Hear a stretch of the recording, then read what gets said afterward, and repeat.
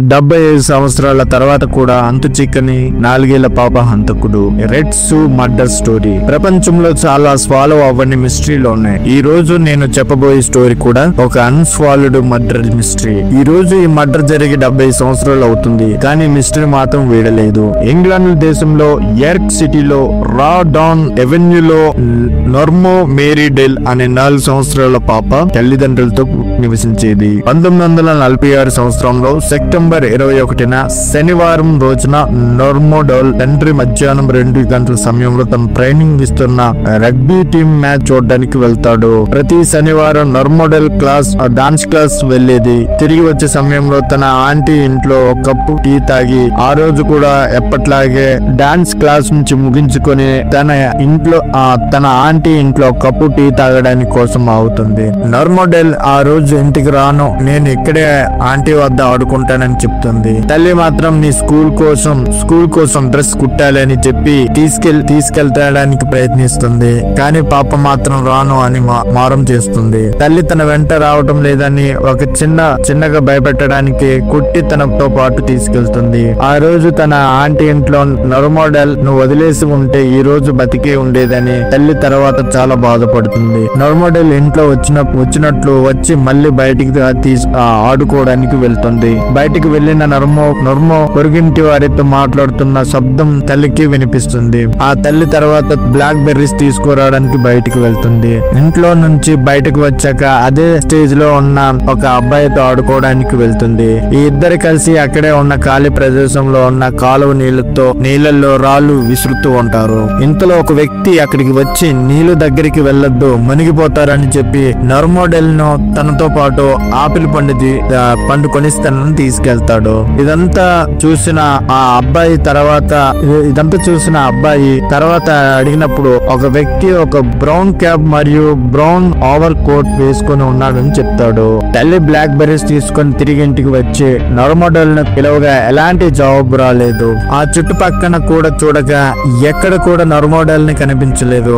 3:30 నిమిషాలకు చుట్టుపక్కన ఉన్న అందరికీ నోర్మో కనిపించకుండా పోయిందన్న సంగతి తెలిసిపోతుంది. నోర్మోడెల్ కోసం వెతకటం ప్రారంభిస్తారు. సాయంత్రం 6:30 నిమిషాలకు నోర్మోడెల్ తండ్రి ఇంటికి వచ్చి చూడగా ఇంట్లో ఎవరు లేరు. బయటకు వచ్చి చూడగా తన భార్య మిగతా వారితో తన కూతురును వెతుకుతున్నట్లుగా తెలుసుకుంటాడు. అర్ధరాత్రి వరకు నోర్మోడెల్ గురించి వెతుకుతూనే ఉంటారు. ఆ మరుసటి రోజు కూడా వెతుకుతూనే ఉంటారు. ఉదయం 10 గంటలకు ఒక 11 సంవత్సరాల అబ్బాయి అక్కడే ఉన్న లారీ పక్కన నోర్మోడెల్ శవాన్ని చూస్తాడు.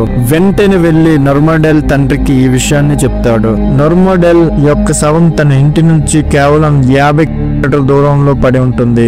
నోర్మోడెల్ శవాన్ని చూసినప్పుడు తన కాలిలో ఉన్న ఒక షూ మిస్సింగ్ గా ఉంది. తనకు గొంతు నులిమి చంపేసినట్టు ఆధారాలు ఉన్నాయి. డాక్టర్లు టైమ్ ఆఫ్ డెత్ శనివారం మధ్యాహ్నం జరిగి ఉంటుందని చెప్పారు. నోర్మోడెల్ ను చంపిన వ్యక్తి శవాన్ని దాచిపెట్టి ఉదయం 10 గంటల 15 నిమిషాల సమయంలో నోర్మోడెల్ ని ఇంటి వద్ద పడేశాడు. నోర్మోడెల్ శవం దొరికిన ప్రాంతంలో అప్పటికి చాలా మంది వెతికారు, కానీ ఆ శవం ఇంతకు ముందు లేదు. అక్కడే ఉన్న ఒక లారీ ఉండటంతో ఆ లారీ యజమాని కూడా పిలిచి అడిగారు. ఆ లారీ డ్రైవర్ శనివారం 2 గంటల 50 నిమిషాలకు ఇంటికి వచ్చానని, ఆ తర్వాత మరుసటి రోజు 10 గంటల సమయంలోనే లారీ వద్దకు వెళ్లానని, 2 సార్లు కూడా అక్కడ శవం లేదని పోలీసులతో అన్నాడు. ఆ శవం దొరికిన దగ్గరలోనే ఇంకో ఇల్లు ఉంది. ఆ ఇంటి యజమాని కూడా పిలిచి అడిగినప్పుడు నా కూతురుతో ఆడుకోవడానికి మా ఇంటికి నోర్మో వస్తూ ఉంటుంది అని చెప్పాడు. శనివారం రోజు మాత్రం 2 గంటల 45 నిమిషాలకు తన కూతురు బయటికి వెళ్తున్నానంటే పంపించడానికి బయటికి వచ్చాను. అప్పుడే నోర్మో తండ్రి సైకిల్ పై వెళ్ళటం చూసి నీ కూతురు తప్పిపోయిందని అడిగాను. ఆ తర్వాత ఫుట్బాల్ మ్యాచ్ చూడడానికి వెళ్ళాను అని చెప్పాడు. నిజానికి నోర్మోడెల్ తండ్రి ఇంటి నుంచి 2 గంటలకి వెళ్ళిపోయాడు. నోర్మోడెల్ తప్పిపోయిన విషయం ఇరుగు పొరుగు వారికి 3:30 నిమిషాలకి తెలిసింది. శవం వద్ద దగ్గరలో ఉన్న 2 ఇంటి యజమానులు చెప్పే మాట జరిగిన ఘటనలతో మ్యాచ్ అవ్వడం లేదు. అతనిపై అనుమానం వచ్చి తనతో పాటు ఫుట్బాల్ మ్యాచ్ చూడడానికి వెళ్ళిన స్నేహితుడిని విచారించగా, అవును మేమిద్దరం 2:50 నిమిషాల నుంచి 5:30 నిమిషాల వరకు అక్కడే ఉన్నామని చెప్పడంతో అతని మీద ఉన్న అనుమానం పోయింది. ఒక్క 15 సంవత్సరాల అమ్మాయి కూడా 2:35 నిమిషాల సమయంలో నర్మోడెల్ ను చూశానని చెప్పింది. ఆ తర్వాత నర్మోడెల్ ని కనిపించకుండా పోయింది. పోలీసులు ఇన్వెస్టిగేషన్ లో చేస్తున్న సమయంలో 1000 స్టేట్మెంట్లను తీసుకున్నారు. నర్మోడెల్ ఇంటి వెనుక భాగంలో ఉన్న ఖాళీ స్థలంలో 10 ఎకరాల మిస్సింగ్ రెడ్ షూ కోసం జల్లెడ పట్టారు. షూ మాత్రం కనిపించలేదు.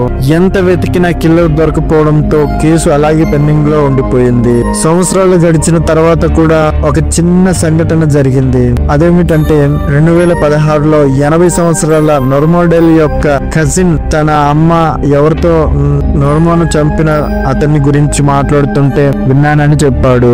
మర్డర్ జరిగిన కొన్ని రోజుల తర్వాత నర్మో కజిన్ పుస్తకం చదువుతూ ఉంటాడు. తల్లి బయట ఎవరితోనూ మాట్లాడుతూ ఉంటుంది. ఆ మాటల్లోనే నర్మోను చంపిన కిల్లర్ గురించి కూడా మాట్లాడుతూ ఉంటారు. తల్లి తన కొడుకుని ఏదో పుస్తకం చదువుతున్నాడు, మా మాటలు వినటం లేదు అనుకుంటుంది. కానీ నర్మో గురించి విన్న వెంటనే పుస్తకం చదువుతున్నట్టు నటిస్తాడు.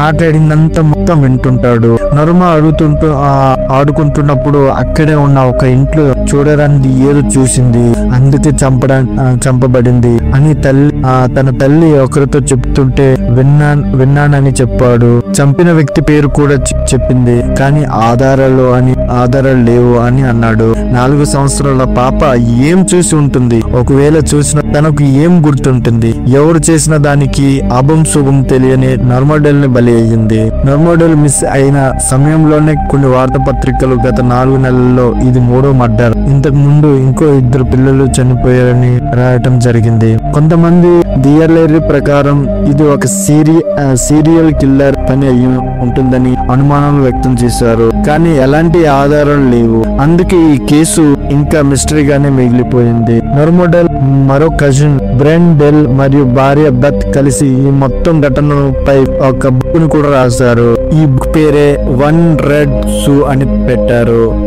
ఈ పుస్తకంలో కిల్లర్ పేరు కూడా రాశారు, కానీ తనే హత్య చేశాడని ఆధారాలు మాత్రం లేదు. బుక్ పబ్లిక్స్ అయితే తమ పై లీగల్ యాక్షన్ తీసుకునే అవకాశం ఉంటుందని పబ్లిక్స్ చేయలేదు. నర్మోడెల్ తల్లిదండ్రులు ఇద్దరు వాళ్ళ కూతురు ఎవరు చంపారో తెలుసుకోకుండానే చనిపోయారు. ఆ సమయంలో DNA ద్వారా క్రిమినల్ పట్టే పద్ధతి లేకపోవడంతో క్రిమినల్ మిస్ అయ్యాడు అని కొంతమంది చెప్తుంటారు. అయితే కింద కామెంట్ బాక్స్ లో మీరు చెప్పండి, దీని గురించి పూర్తిగా మీరు కింద కామెంట్ బాక్స్ లో కామెంట్ చేయండి.